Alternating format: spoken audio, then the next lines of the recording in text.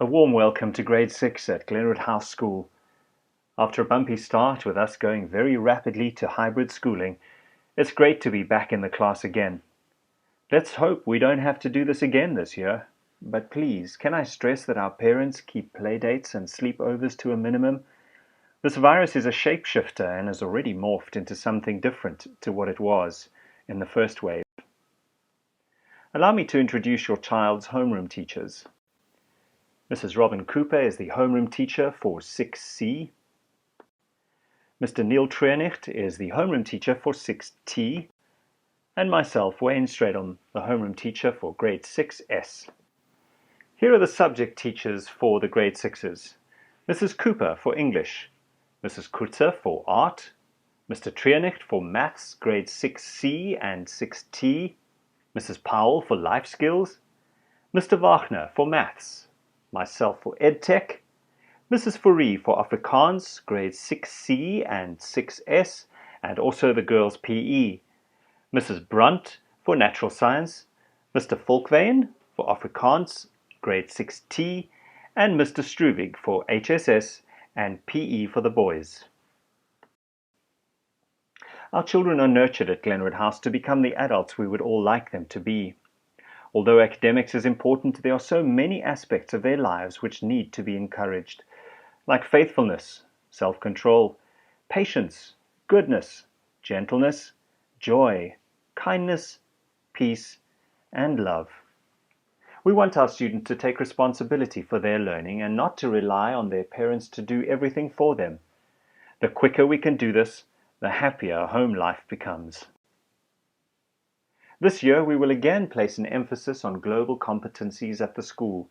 We also look at encouraging diversity. As far as the assessments and mark weightings are concerned, we do not publish reports at the beginning of each school holiday, but run on a cycle system. The school year is divided into 3 cycles. We have formal assessments. These are our cycle tests and exams. We also have school-based assessments, or SBA as we call them, which are our small class tests, projects, orals, etc. Our subjects are weighted as follows. Our formal assessments count 25%, and our school-based assessments are 75%. You will see also our final promotion mark is made up as follows. We have Cycle 1 counting 25%, Cycle 2 35%, and Cycle 3 40%. We don't like giving homework to our students, but we do know that there are times when our students haven't finished work in class and this needs to be done at home. In addition to the homework given, our children must be reading and practicing their timetables every single day. Teachers will write homework on the board and allow time for copying down. However, it is the child's responsibility to write down and do their homework. We encourage our children too to take a photograph of the board if they need to with their iPads. We'd like to ask our parents please not to allow your children to be absent too often. When a child is absent, however, please let the office, the homeroom teacher know, and encourage your child to touch base with his or her teacher on their return to find out what work they have missed. When it comes to the use of technology at the school, all children from grade 5 to grade 12 are required to have an iPad at school. We use Teams quite a lot, and we also are a Minecraft education school. It's really a great app to be able to teach children so many different skills. And then of course we use the iPads for communication between teachers and between students. For the parents, can I please ask if you are going to be on WhatsApp groups, if the class moms could make it an administrator-only group? Although we're happy that the parents are on WhatsApp groups, we do advise that the groups are set to admin-only posting. And the reason for this is that we want to keep the WhatsApp groups a positive and non-intrusive space where parents are given information, but don't feel that the constant pinging that can happen is an intrusion. Unfortunately, due to the COVID-19 regulations, we are not able to provide face-to-face support classes at the school, but students are, however, able to schedule a Teams meeting with their teacher for support. And I encourage the parents to please get hold of the class teacher through Teams and to schedule any support lessons should it be needed. Although we are not permitted to participate in tournaments, matches, and on-stage productions, we do have a limited extramural schedule at the school which has been posted on the D6 communicator and also on the team's Glenwood Prep notice board. We encourage the children not to bring their entire suitcase to school with all of their books, but to rather pack every single night for the next day. We have lockers at the school which are made available to you so that your children can put their books in the morning and then at breaks take out the books which they feel are necessary for the next few lessons. Hi there, I'm Mrs. Powell and I'm the Life Skills Coordinator for Grade 6 at Glenwood, and I teach Life Skills to 6S and 6T. Part of our life skills curriculum this year will look at leadership skills and abilities, and the children will complete the Ductus Excellentium Leadership Challenge. And I just wanted to take a few moments to chat to you about that now.